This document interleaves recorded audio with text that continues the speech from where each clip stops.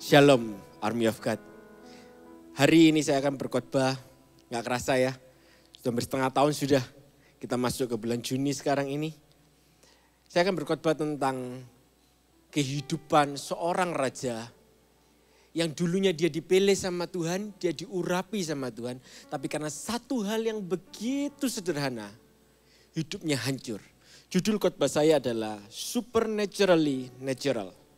Maksudnya apa? Ada hal-hal dalam hidup ini yang kelihatannya begitu sepele, begitu natural, begitu kecil, tetapi dampaknya sangat luar biasa. Bukankah Alkitab kita menceritakan hal-hal yang seperti itu? Bagaimana mungkin bisa? Sebuah tembok yang begitu besar, yaitu tembok Yeriko, dan begitu tebal, tidak hanya besar, ya tebal juga lebar dan luas, dihancurkan hanya dengan sebuah pujian. Sorak-sorai. Sederhana bukan? Kita semua bisa bersorak-sorai. Selama kita nggak bisu, kita bisa bersorak-sorai. Seandainya pun kita bisu hari ini, jiwa kita, hati kita bisa bersorak-sorai, kita bisa bertepuk tangan. Semua orang bisa untuk bersorak-sorai. Tapi lihat dampaknya apa? Tembok hancur seketika itu juga. Nuh, bagaimana mungkin bisa seorang manusia diselamatkan, dia lolos daripada bencana alam yang terdahsyat di sepanjang sejarah umat manusia. Gimana caranya? Dia tidak pindah ke planet yang lain. Kalau hari ini kita pernah lihat nonton film 2013 atau 2000 berapa itu yang dulu pernah muncul.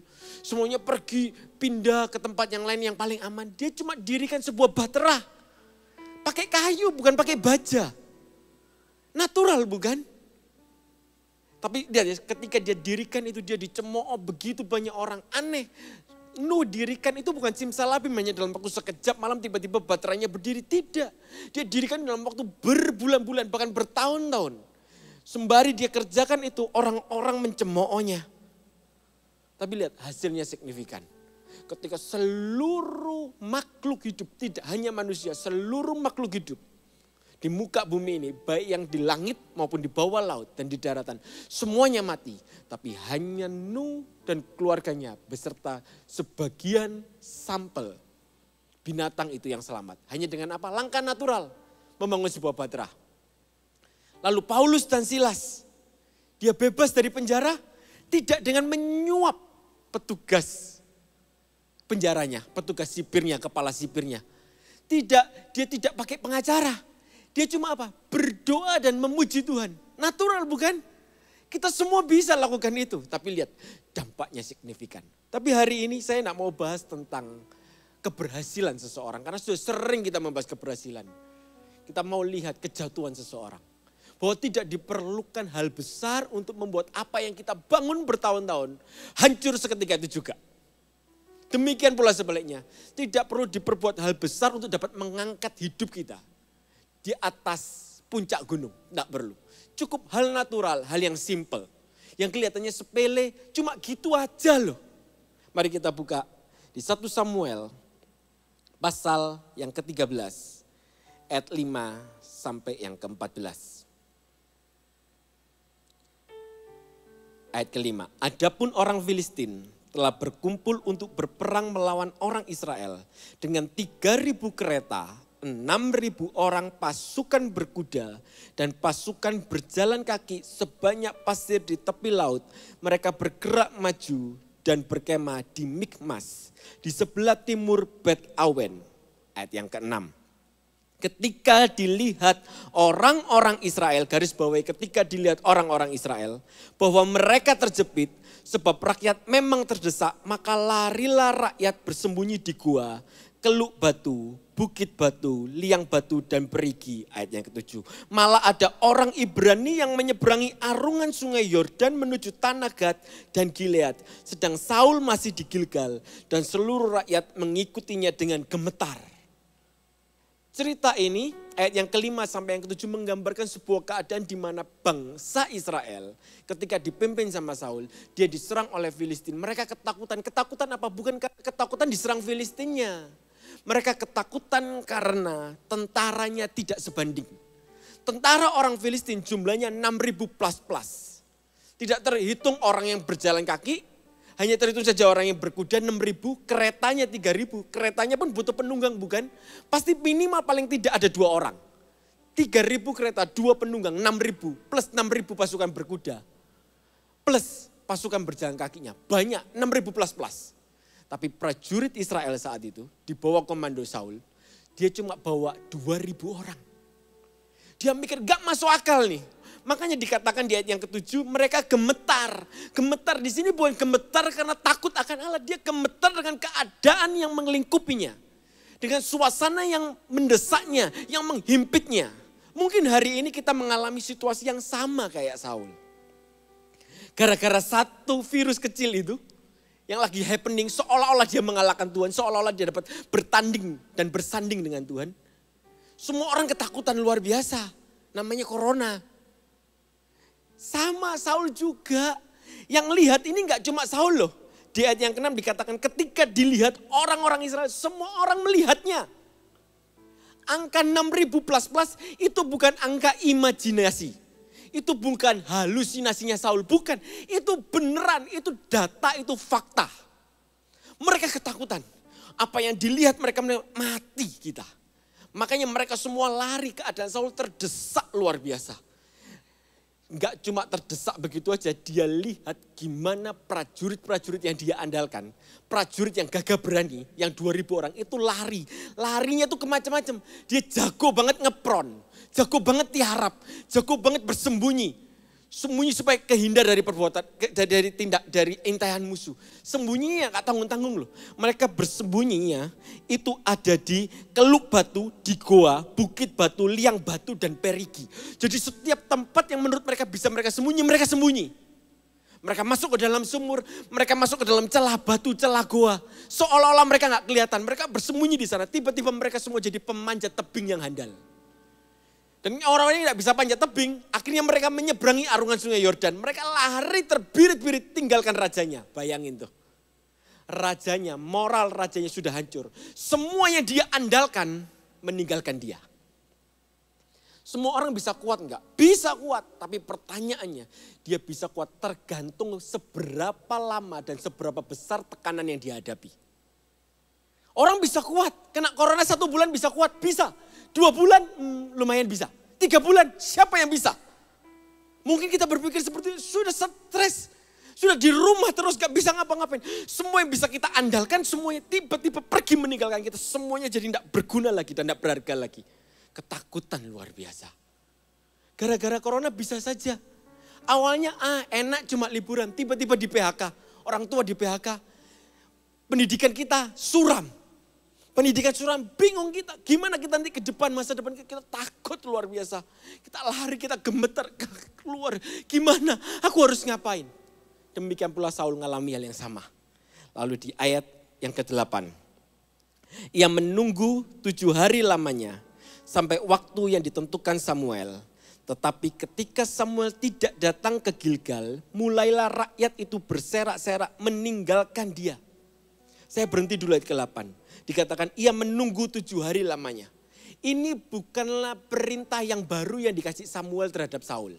Di Samuel pasal yang ke-10 ayat yang ke-8. Sebelum ceritanya ini latar belakangnya dulu. Supaya kita semua mengerti. Kok tiba-tiba tidak dikatakan Samuel suruh Saul, kok tiba-tiba bisa berkata bahwa Samuel memang suruh Saul 7 hari. Suruh tungguin dulu di Gilgal.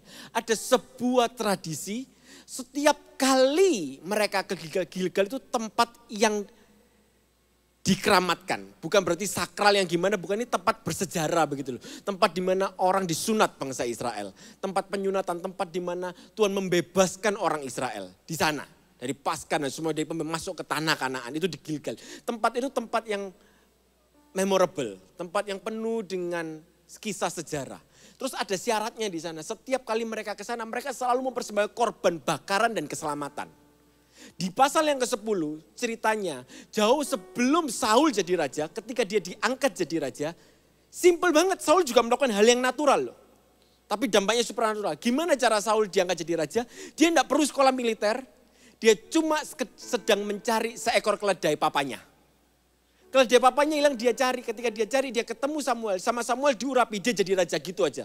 Lalu Samuel kasih perintah, kamu harus pergi Gilgal duluan dan tunggu aku 7 hari kemudian. Kamu jangan ngapa-ngapain, aku akan mempersembahkan korban bakaran dan keselamatan. Di 1 Samuel pasal yang ke-10 itu, Saul bisa. 7 hari loh, sama. 7 kali 24 jam Saul bisa. Tapi pertanyaannya kenapa di ayat yang ke-8 pasal yang ke-13 ini. Ketika dia menunggu 7 hari lamanya sampai waktu yang ditentukan Samuel. Tetapi ketika Samuel tidak datang ke Gilgal, mulailah rakyat itu berserak-serak meninggalkan dia. Dan ayat ke-9. Sebab itu Saul berkata, bawalah kepadaku korban bakaran dan korban keselamatan itu. Lalu ia mempersembahkan korban bakaran. Pertanyaannya kok bisa Saul gagal di 7 hari yang ini? Apakah Allah memberikan pencobaan melebihi kekuatan kita? Apakah Allah memberikan sebuah perintah yang kita nggak bisa lakukan? Tidak.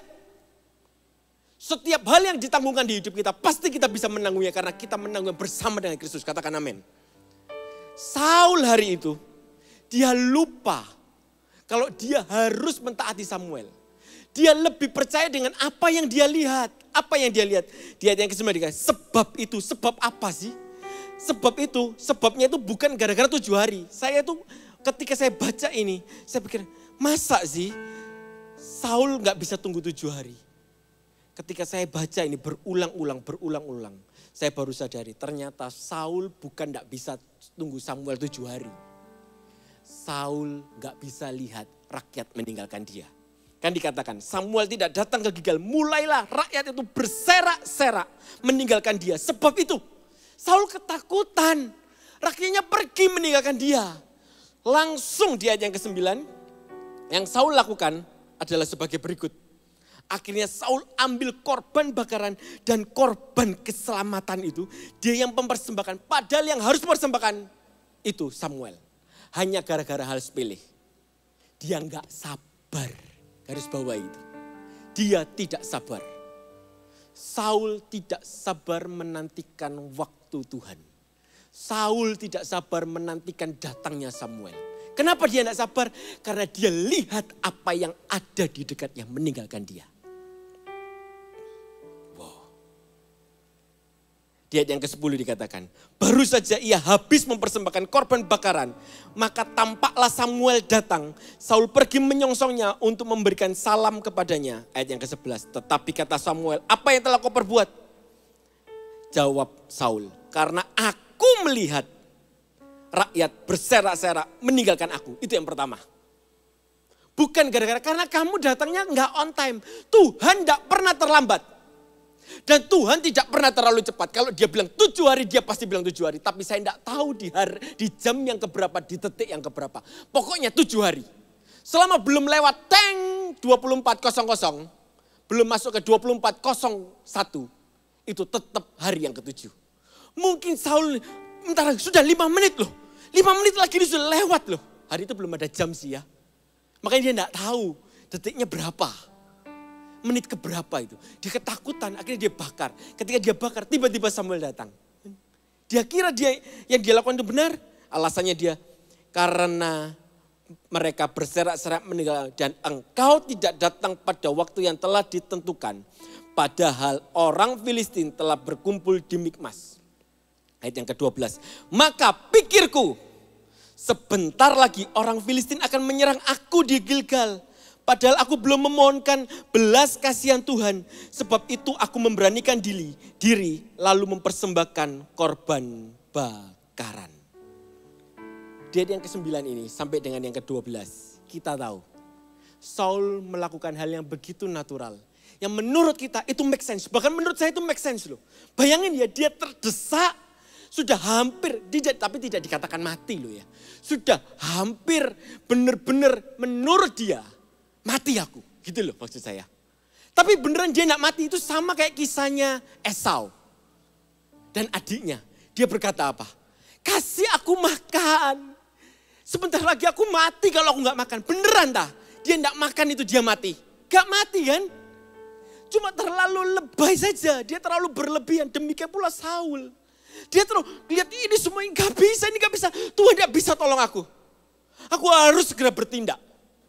Akhirnya dia bertindak, dia nggak sabar menanti-nantikan pertolongan Allah. Akhirnya di ayat-ayat berikutnya dikatakan, kerajaannya hancur. Di ayat yang ke-13 kata Samuel kepada Saul, perbuatanmu itu bodoh, engkau tidak mengikuti perintah Tuhan Allahmu yang diperintahkannya kepadamu. Sebab sedianya Tuhan mengokohkan kerajaanmu atas orang Israel untuk selama-lamanya. Ayat yang ke-14. Tetapi sekarang kerajaanmu tidak akan tetap. Tuhan telah memilih seseorang yang berkenan di hatinya. Dan Tuhan telah menunjuk dia menjadi raja atas umatnya. Karena engkau tidak mengikuti apa yang diperintahkan Tuhan kepadamu. Katakan amin. Saul hanya gara-gara dia tidak sabar, kerajaannya hancur. Kok bisa ya? Pernah mikir nggak?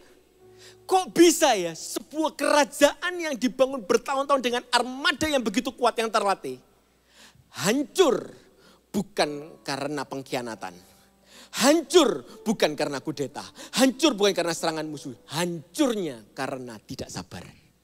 Wow. Alkitab kita ini luar biasa.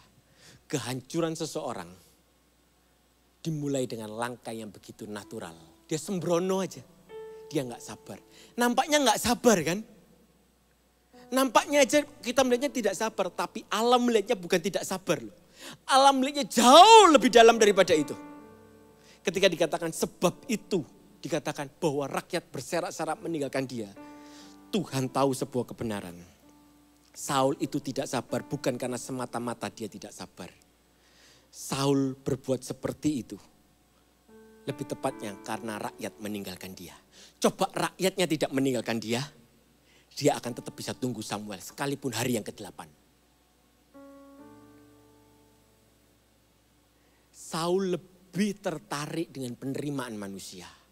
Saul lebih tertarik dengan pendapat manusia. Kenapa? Karena hari itu yang berbicara ke Saul bukan cuma penasihatnya tapi seluruh rakyatnya. Kok bisa? Karena seluruh mata orang Israel melihat bahwa tentara orang Filistin itu akan menyerbunya dan begitu besar. Gak sebanding dengan kotanya. Mereka semua berteriak, kita pasti kalah, kita pasti kalah. Saul lebih mendengarkan suara banyak orang daripada suara Tuhan. Makanya Alkitab berkata bukan dalam tinggal tenang terletak kekuatanku. Bahkan di Amsal pasal yang ke-16 ayat 32 dikatakan orang yang sabar melebihi seorang pahlawan. Orang yang menguasai dirinya melebihi orang yang berebut kota. Kok bisa?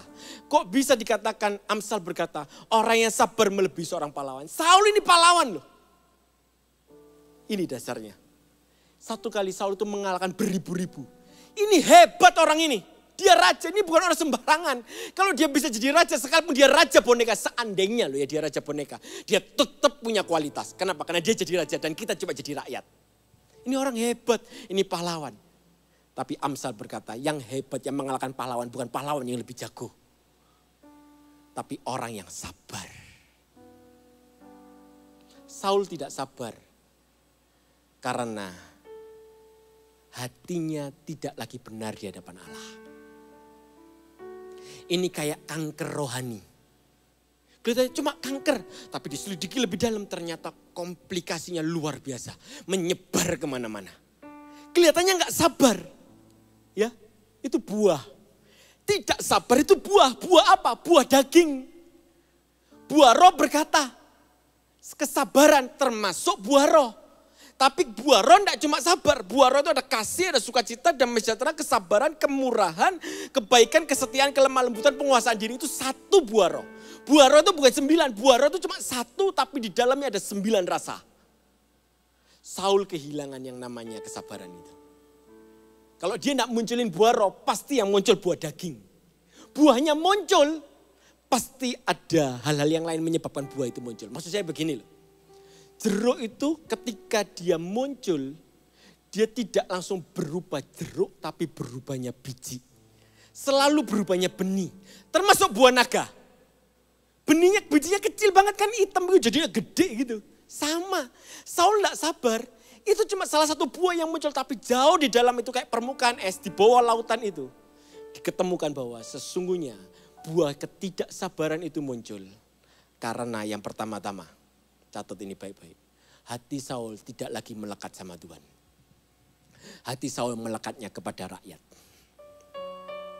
Terbukti, sebelumnya dia bisa kok tunggu 7 hari. Tapi kenapa ini nggak bisa? Karena dulu belum ada rakyat. Karena dulu dia belum dieluk-elukan. Karena dia belum dipuji-puji. Dulu dia cuma orang biasa yang cari keledai papanya. Hidupnya cuma mau nurut aja deh. Ada orang percaya sama aku nurut aja. Tapi ketika semua bertambah di hidupnya, tiba-tiba hatinya berubah. Mungkin kita sama kayak Saul. Mungkin. Dulu belum banyak yang melekat di hidup kita. Coba kita tanya sama diri kita. Apakah hati kita ini tetap murni enggak di hadapan Allah? Atau hati kita sudah melekat, ada banyak hal yang melekat di hati ini. Entah pelayanan, entah harta benda, entah kepercayaan, pekerjaan, promosi, idealisme, pujian, apapun itu, follower bahkan. Lebih takut ditinggal apa yang nampak daripada ditinggal apa yang tidak nampak. Ketika hal itu terjadi, pelan tapi pasti, itu terjadi yang namanya korosi rohani. Perlahan-lahan dimulai dari langkah sederhana, hatinya tidak lagi melekat ke Tuhan, hatinya melekat ke hal yang fana. Hari ini hati kita melekat kemana? Apakah hati kita melekat ke hal yang saya sebutkan tadi? Perkenanan manusia, penerimaan manusia, lebih suka menjadi sama dengan yang lainnya. Oh yang semuanya begitu ngikuti tren begitu. Kalau nggak begitu nanti nggak gaul. Kalau nggak begitu kita nanti kerasa nggak up to date. Lalu kita lantas meninggalkan apa yang menjadi hal-hal dasar di hidup ini. Ketika saya baca ini saya tahu kebenaran satu hal ini. Langkah sederhana kita, sepele kita, tiba-tiba membuat kita hancur. Demikian pula sebaliknya bisa buat kita naik. Sama halnya kayak lagi ngetren sekarang ini bukan? Corona. Bagaimana mungkin caranya seseorang tidak cuci tangan, cuma pegang mulut begitu aja, lalu dia satu sakit. Bahkan gak cuma sakit, bisa meninggal. Gak make sense bukan? Sangat natural. Pegang mulut, pegang hidung, pegang mata. Gitu aja. Makanya harus cuci tangan. Sebelum saya kesini tadi saya pegang ini, saya cuci tangan dulu. Semprot desinfektan dulu. Kok bisa? Demikian pula. Semua hal yang nampak di muka bumi ini menunjukkan sebuah kebenaran. Itu cuma membuktikan bahwa Alkitabku benar. Ya dan amin. Hanya dibutuhkan langkah sederhana untuk memperoleh hasil yang signifikan. Di ayat yang ke-12, ketika Saul berkata, maka pikirku sebentar lagi orang Filistin akan menyerang aku di Gilgal. Padahal aku belum memohonkan belas kasihan Tuhan. Sebab itu aku memberanikan diri lalu mempersembahkan korban bakaran. Ayat yang ke-13, ini menurut saya luar biasa. Kata Samuel kepada Saul, perbuatanmu itu bodoh. Saya selidiki di sepanjang kehidupan Samuel. Samuel itu orang yang takut akan Allah, tutur katanya lemah lembut loh. Bayangin dia dididik di keluarga, di dalam pendidikan pembapaannya Imam Eli. Yang gak benar begitu, dia gak pernah ngumpat Imam Eli loh. Dia panggil Bapak, dia panggilnya Bapak loh. Tapi tiba-tiba, di ayat yang ke-13 itu. Dia berkata dengan sangat keras, perbuatanmu itu bodoh. Dia gak bilang begini, perbuatanmu itu bodoh Saul. Enggak loh. Coba rasakan intonasinya, perbuatanmu itu bodoh. Engkau tidak mengikuti perintah Tuhan Allahmu yang diperintahkan kepadamu. Dia ngomong begitu. Kenapa kok tiba-tiba Samuel bisa berubah temperamennya. Jadi tiba-tiba dia dipenuhi amarah. Kenapa? Saya selidiki ini. Karena di ayat yang ke-9 dan ke-12 ini. Saul punya yang namanya spirit of entitlement. Rasa berhak, rasa mampu. Kenapa kok dia bisa merasa berhak dan mampu? Karena dia yang paling tinggi jabatannya. Aku raja. Dan sebelumnya dia pernah lihat. Dia ke Gilgal itu bukan cuma 1-2 kali, mungkin beberapa kali. Yang pertama kalinya di 1 Samuel pasal yang ke-10 dia lihat gimana Eli mempersembahkan korban bakaran. Dia mikir begini, gitu caranya. Kalau Eli bisa, masa sih aku gak bisa? Kok Eli? Samuel. Oh kalau Samuel bisa, masa aku gini aja gak bisa? Bisa lah. Toh Samuel juga terlambat. Siapa lagi yang harus ditunjuk? Harus gak mau aku. Dia ngerasa berhak. Dia ngerasa dirinya sudah menjadi somebody. Jadi seseorang yang punya pengaruh, punya kuasa. Masa gitu aja nggak bisa? Pernahkah kita baca juga ketika Miriam dan Harun berkata begini, memang Tuhan cuma ngomong terhadap orang Israel melalui Musa saja? Masa Tuhan cuma ngomong lewat satu orang aja, bahkan bukankah ada banyak nabi di Israel? Tiba-tiba mereka kusta. Itu namanya spirit of entitlement. Kita perlu cek hati kita. Itu komplikasi. Dimulai dari mana? Dimulai dari dia tidak jaga hatinya baik-baik. Dia tidak jaga hatinya, tidak lagi melekat sama Tuhan, melekat ke yang lainnya. Otomatis apa yang melekat di kita itu mengkontaminasi kita. Saya ulangi, apa yang melekat di kita itu mengkontaminasi kita. Saul izinkan hatinya melekat kepada rakyat. Maka apa pendapat rakyat mempengaruhi dirinya. Kita melekat kemana? Ke uang. Kalau uang tambah banyak, hati kita tambah bahagia begitu misalnya. Itu akan mempengaruhi hati kita berubah. Tidak lagi seperti sedia kala. Akhirnya Saul mengalami kontaminasi. Dia mengalami ini. Spirit of entitlement. Dia ngerasa berhak. Dia ngerasa mampu. Dan rakyat mendukungnya. Gawat nih. Ketika seseorang rasa mampu dan didukung oleh sebagian besar orang lainnya. Akhirnya dia hancur. Makanya Samuel ngomong, bodoh kamu. Kok bisa Samuel bisa marah begitu? Kenapa kok Tuhan against spirit of entitlement?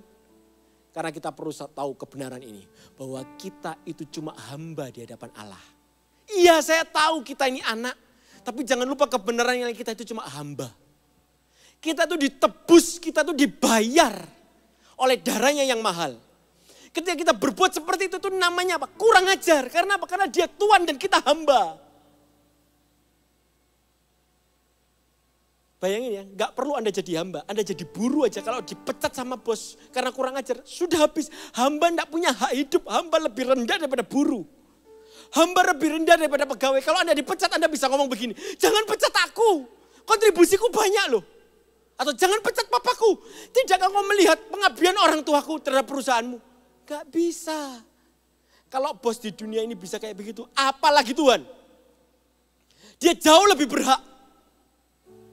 Makanya dia katakan, engkau itu hambaku. Dia berkata, masuklah kemari hai hambaku. Well done. Perbaik perbuatanmu. Masuklah. Makanlah dalam jamuan kawin. Ketika seseorang sudah ngerasa berhak. Dia sudah enggak lagi hidup di bawah hukum Allah. Dia hidup berdasarkan apa yang dia pandang baik. Apakah Allah sungguh ingin menghancurkan Saul? Tidak. Jauh di dalam kebenaran ini, saya melihat hati Allah. Apakah Allah sungguh kepingin kita hancur? Tidak. Allah tidak kepingin kita hancur. Kita hancur karena kita teledor. Buktinya apa kalau Allah tidak kepingin kita hancur? Mari kita lihat di ayat yang ke-13, yang B.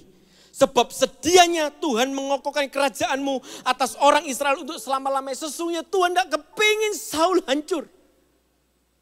Sesungguhnya Tuhan kepingin Saul tetap jadi raja sampai selama-lamanya. Makanya ayatnya sebab sedianya menunjukkan isi hati Allah. Allah tidak pernah kepingin lihat umatnya jatuh.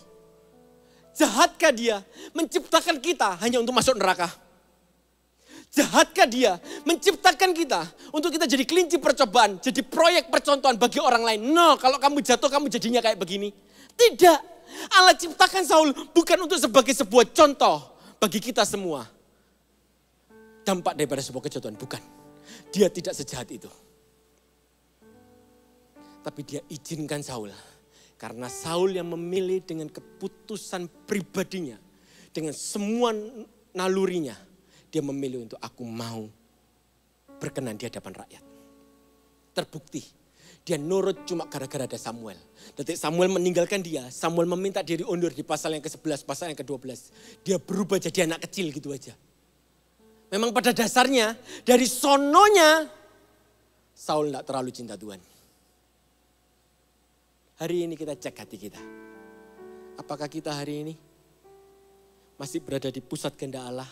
Kita cuma mengingini Allah dan bukan yang lain. Rahasia kita kuat hanya dengan menjaga hati. Tuhan suruh kita tuh jaga hati. Amsal pasal yang keempat dikatakan kan. Ayat yang ke-23. Jagalah hatimu dengan segala kewaspadaan. Karena dari situlah terpancar kehidupan. Dari mana? Dari situ, dari sini, dari hati kita. Saul jatuh bukan karena dia kalah strategi perang. Saul jatuh bukan karena dia, sorry to say, saya tidak bisa meng-cancel khotbah saya. Tidak sabar, bukan. Tidak sabar cuma buahnya aja. Tapi jauh kedalamannya. Karena dia tidak jaga hatinya. Karena hatinya melekat kepada rakyat. Terbukti bukan di kisah-kisah berikutnya. Ketika rakyat berkata, Saul mengalahkan beribu-ribu tapi Daud berlaksa-laksa, panas hatinya. Aset, Daud itu aset Israel. Asetnya Saul. Menantunya mau dibunuh. Kenapa? Panas. Kenapa? Dia kepingin dipuji. Selalu haus. Selalu haus. Dia kepingin aku harus jadi nomor 1. Rasa berhak. Mampu, bisa kok, aku bisa kok. Loh, lantas kita harus jadi orang yang aku gak bisa apa-apa. Enggak boleh inisiatif. Bukan, kita gak boleh terlalu inisiatif yang melampaui perintah Allah. Inisiatif perlu gak? Perlu. Ringan tangan perlu gak? Perlu. Maka Alkitab berkata tangan yang rajin mendatangkan berkat. Ringan tangan kan, tangan rajin kan. Perlu gak inisiatif? Perlu. Tapi kita perlu inisiatif itu semua ada batasnya. Jelas batasnya. Lihat ya Yoab. Ketika sama Daud dibilang jangan bunuh Absalom. Dibunuh sama Yoab. Lalu Yoab kena kutuk. Keturunannya turun-temurun. Tidak akan pernah lepas daripada pedang. Dan sebagainya, dan sebagainya. Kenapa? Terlalu inisiatif. Ada batas yang dilanggar. Selalulah. Setiap kita semuanya ini punya hati nurani. Kita ini punya hati yang didesain sama Tuhan. Hati kita, jantung kita ini. Tidak ada orang yang dapat mendesainnya, mereplikanya. Bahkan iblis pun tidak bisa desain. Setiap kita itu selalu punya, kalau kita mau jatuh selalu ada simptomnya, ada gejalanya. Sama kalau seseorang mau flu gitu ya. Selalu kita begini kan. Simptomnya.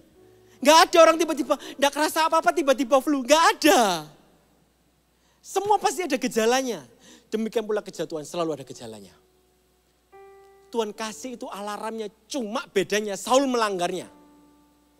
Saul melanggar, gak cuma dilanggar, Saul membenarkan dirinya. Beda sama yang satu lagi namanya Daud. Daud itu orang muda saya kasih tahu. Dia jadi raja umur 30 tahun.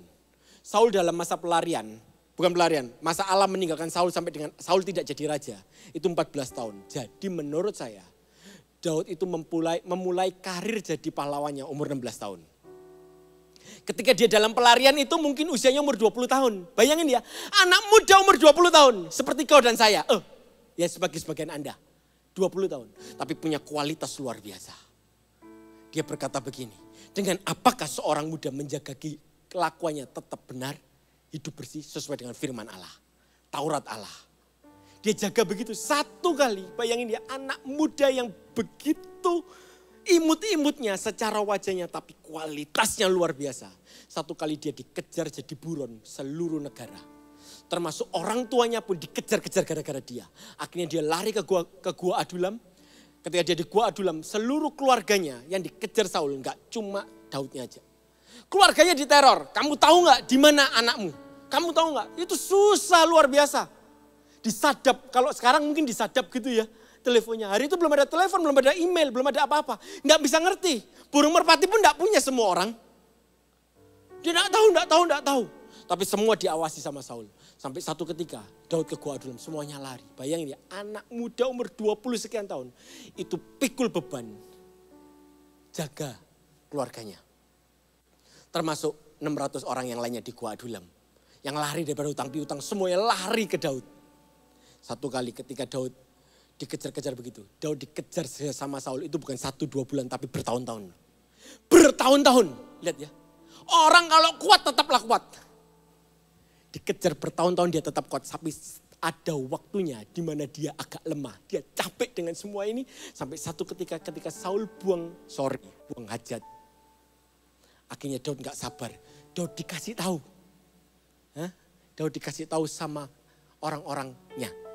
Bunuhlah, Tuhan kasih Saul ke tanganmu. Bukankah sama dengan Saul? Seluruh mata orang Israel lihat tentara Filistin. Lari, kita harus lari, ketakutan semua gemetar. Daud pun juga mendengar perkataan orang-orang di gua tersebut. Akhirnya sama Daud dipotong punca jubahnya. Ketika dia potong, dia berdebar-debar. Tahu gak? Dia berdebar-debar, itu bukan Tuhan ngomong loh ya. Itu natural, normal. Bukankah setiap kita ketika kita jatuh dosa pertama kalinya, atau berbuat kesalahan, boro-boro bukan dosa lah, ambil kesalahan yang salah begitu, keputusan yang salah, langsung kan hati kita berdebar-debar kan. Tapi Daud memilih untuk punya hati yang sederhana aja. Aku mau jaga hatiku. Debar-debar, dia enggak mikir gini, debar-debar mungkin karena aku tegang. Debar-debar mungkin karena aku, enggak salah sih, Saul kejar aku kok harusnya ya harus dibunuh lah. Enggak, Daud memilih keputusan yang benar. Yaitu apa? Menuruti kata hatinya. Coba dengarkan di dalam keheningan hadirat Allah. Ketenangan hadirat Allah. Pasti hati kita itu pernah bicara. Sebelum kita jatuh sampai terpuruk. Pasti kita sudah melanggar banyak rambu-rambu. Kita pasti sudah melanggar banyak perintah Allah. Pasti. Coba tanya kepada orang-orang yang pernah jatuh. Yang terpuruk hidupnya. Apa yang kau sesali? Dia akan sebutkan semua listnya dari 1 bahkan sampai 100. Dia sebutkan semuanya. Tapi pertanyaan saya, ketika dia sedang jatuh. Kenapa dia hiraukan semua list kejatuhannya? Apakah dia gak sadar? Orang dunia berkata kilaf. No, itu bukan kilaf. Dia hanya sedang menghiraukan hati nuraninya. Yang ciptain hati itu Tuhan. Makanya Al-Amsal berkata bukan, jagalah hatimu dengan segala kewaspadaan. Waspada, yang suruh jaga hati itu kita loh, bukan Tuhan loh. Kita yang jaga hati, jangan bilang Tuhan jaga hatiku ya. Bukan, kita yang jaga. Caranya gimana? Dengan waspada. Waspadalah terhadap apa yang Anda lihat. Waspadalah dengan apa yang Anda dengar. Waspadalah dengan apa yang Anda katakan. Waspadalah. Simple ya, simple. 3 hal ini aja. Waspadalah dengan apa yang Anda lihat. Waspadalah dengan apa yang Anda dengar. Dan waspadalah dengan apa yang Anda katakan.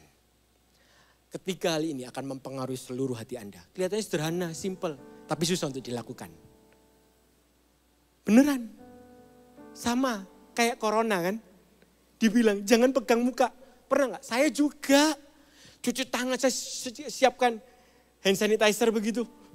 Setiap kali pegang parkir, pegang tombol, saya harus pakai tisu, pegang tombolnya begini. Kadang saya lupa terus kayak pegang, aduh, ketularan enggak ya? Kadang begitu loh saya. Apakah Anda pernah ngalami yang begitu? Tiba-tiba kita kerasa, saya pernah 1 kali, alergi saya kambuh karena debu. Terus saya, aduh, ketularan enggak ya?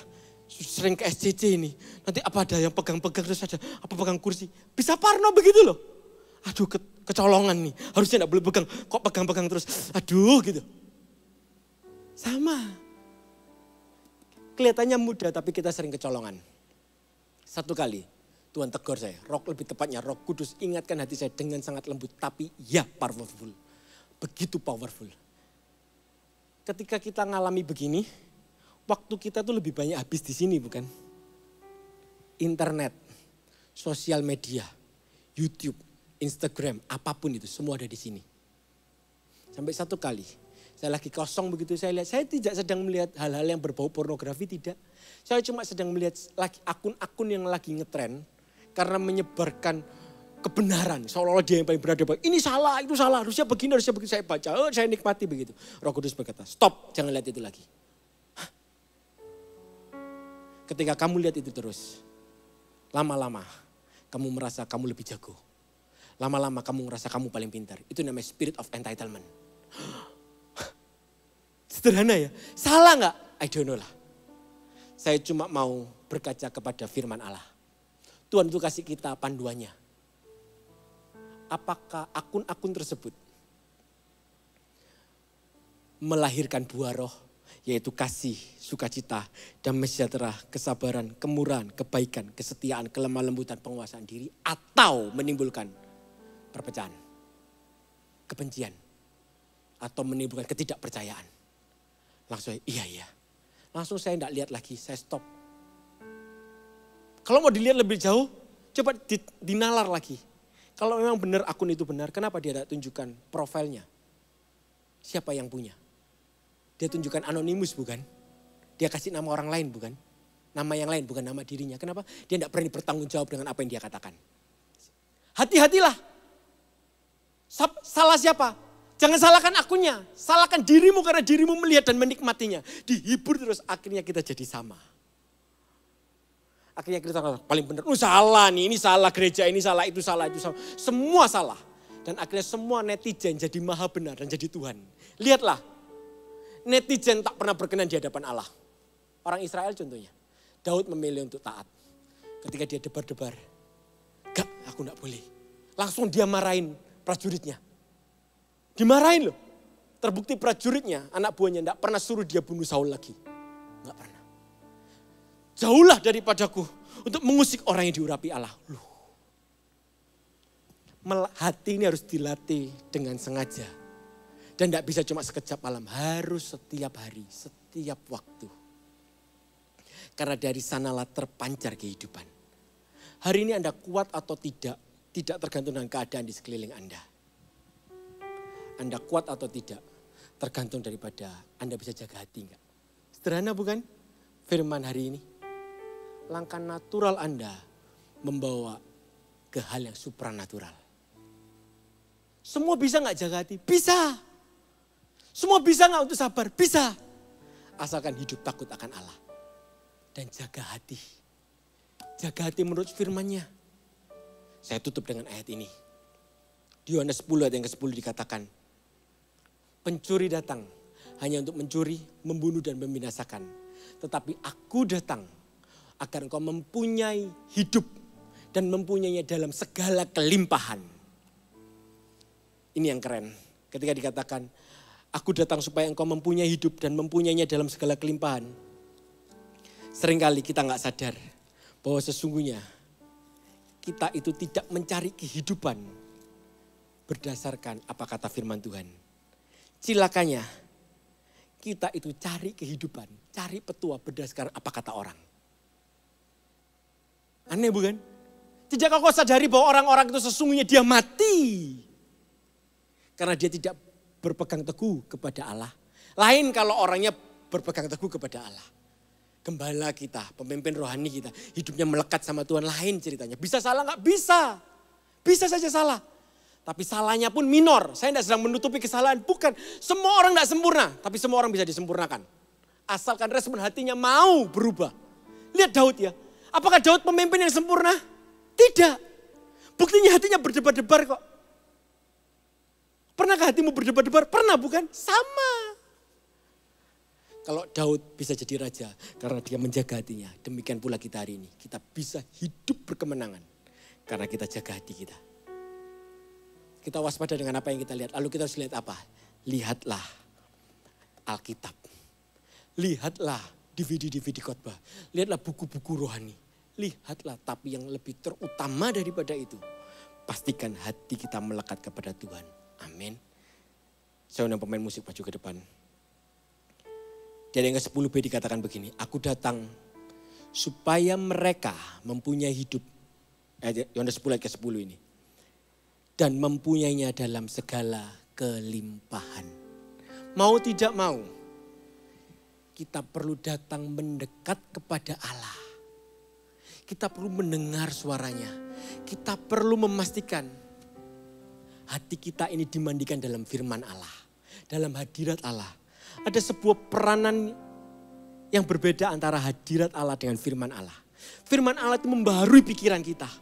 Membaharui akal budi kita. Roma 12 berkata bukan? Janganlah kau menjadi serupa dengan dunia ini. Tapi berubahlah pembaruan akal budimu. Hendaklah kamu mampu membedakan mana kehendak Allah yang berkenan yang sempurna di hadapanmu. Pikirkanlah semuanya. Semua yang berkenan, semua yang benar, semua yang mulia. Firman Allah di sini. Hadirat Allah jaganya di sini. Banyak orang lama tidak masuk hadirat Allah. Dipenuhi firman Allah. Akhirnya jadi Taurat. Ahli Taurat. Salahkan orang lain. Tonjok orang lain. Kamu salah. Kamu gak rohani. Kamu gak begini. Hidup kita harus balance. Antara hadirat Allah. Dengan firman Allah. Firman Allah tidak boleh cuma berakhir menjadi pengetahuan. Firman Allah harus diimbangi dari hadirat Allah. Yang Tuhan suruh jaga. Yang pertama-tama suruh jaga. Jaga hati. Masuk hadirat Allah. Banyak orang berkata, aku gak ngerti apa-apa baca Alkitab. Pokoknya baca aja. Bayangin ya. Gak ngerti loh. Pokoknya baca aja. Hidupnya benar. Apalagi ngerti. Tapi tahu hidupnya benar gara-gara apa? Karena dia masuk hadirat Allah. Hatinya tetap polos, tetap murni. Makanya Alkitab berkata, hendaklah kamu menjadi anak-anak dalam kejahatan. Jangan dewasa dalam kejahatan, jadilah anak-anak tidak tahu apa-apa. Kalau berdebar-debar ya takut. Anak saya lucu banget yang kecil. Satu kali saya taruh celana saya gantungkan begitu, di gantungan baju begitu di balik pintu. Lalu mamanya masuk pintu kamar begitu, kan kebuka begitu. Begini, goyang. Terus saya begini, hiii, saya gitu. Dia begini, hiii, dia takut. Kenapa dia takut? Anak kecil. Hatinya gampang banget berdebar-debar. Takut, hiii. Demikian pula kita. Jadilah anak-anak dalam kejahatan. Sudahlah, jangan ditanya, masa salah sih Tuhan? Jangan berbantah. Taat aja. Amin. Taat aja. Nurut aja. Kalau hati berkata salah ya salah. Jangan diterusin. Sekalipun kadang menurut nalar kita, menurut logika kita, itu masuk akal. Masuk akal enggak? Saul bikin korban bakaran. Masuk akal. Masuk akal enggak? Daud bunuh Saul. Masuk akal. Tapi semua yang masuk akal belum tentu masuk iman. Belum tentu masuk akal sesuai dengan firman Allah. Makanya iman itu melampaui segala sesuatu. Kebenaran Allah itu melampaui fakta. Melampaui data. Hiduplah berdasarkan firman Allah. Amin. Taruh kedua tanganmu di dadamu. Kita hampiri Allah. Biar Tuhan mengubah hati kita. Lord, I come to you. Let my heart be changed. Renewed. Flowing from the grace. Amin. Ubah hati kami that I found in you. Lord, I come to know the weaknesses I see in me. Lord, I've come to know the weaknesses I see in me will be stripped away. By the power of your love. By the power of your love. Hold me close.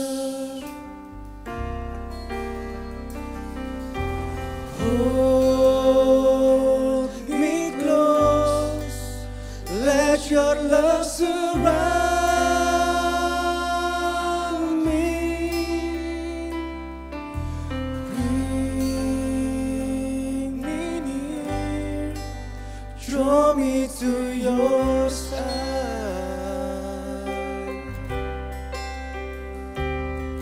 And as I wait, I raise up like an eagle, and I will soar with you. Your spirit leads me on by the power of your love. Nyanyikan dari awal. Lord, I come to you. Let my Mari kita hampiri Allah. Hanya Dia yang mampu memurnikan kembali hati kita. flowing from the grace that I found in you. Lord, I come to know. Lord, I've come to know The weaknesses I see in me will be stripped away by the power of your love. Hold me close. Cekap kami Tuhan. Cekap kami. Hold me close. Let your love surround me. Bring me near. Draw me to your side.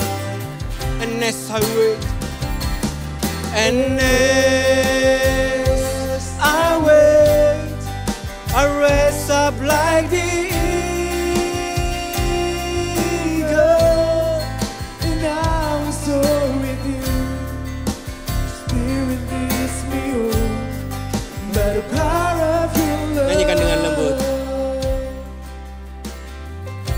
kedua tanganmu di hatimu, ikuti doa saya. Tuhan Yesus, ubah hatiku. Murnikan kembali ya Tuhan. Agar hamba dapat membedakan mana tangan kanan dan tangan kiri. Tuhan, Kau terima kami apa adanya. Selikan mataku agar aku tak melihat lagi di balik selubung, tapi melihat muka dengan muka. Buat kami semakin lama semakin peka, kami dapat mendengar suaramu dengan jelas ya Tuhan. Biar kami jadi orang-orang yang hidup takut akan Allah, hidup yang berkenan di hadapan-Mu. Pakai kami, cekap kami dalam hadirat-Mu.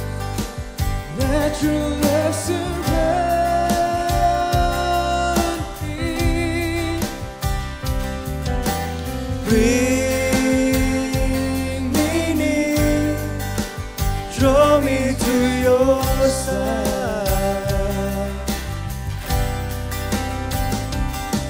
and as I wait, I rise up like the eagle, and I will soar with you. Your spirit leads me on. Mari semua berbahasa lidah. Ora bataka bayara la bara. Ora bataka bayara la bara la batakara la bara. Syara la bara la bara la batakara la bara la bara. Syara, biar hati yang kering Kau basahi lagi dengan hadirat-Mu ya Allah. Biar roh yang padam, semangat yang padam dikuatkan kembali dalam hadirat Allah. Masuklah, hampiri aku dalam tata kasih karunia. Hampirilah aku, kata Tuhan. Terimalah hadirat Allah. Dimanapun kau berada, di dalam nama Yesus. Terimalah kasih Allah. Terimalah kasih Allah. Amin.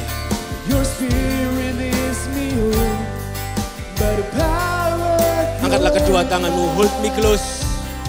Hold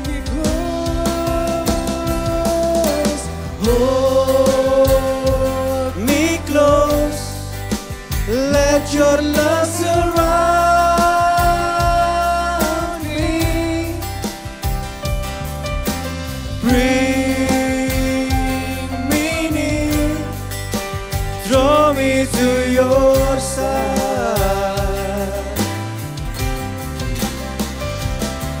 and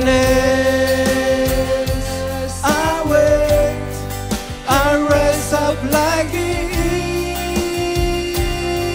eagle, and I will soar with you. Your spirit leads me on by the power of your love, and I will soar with you.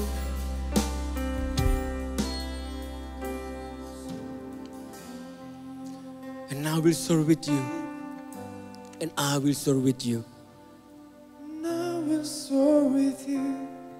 Your spirit leads me on by the power of your love. And I will soar with you.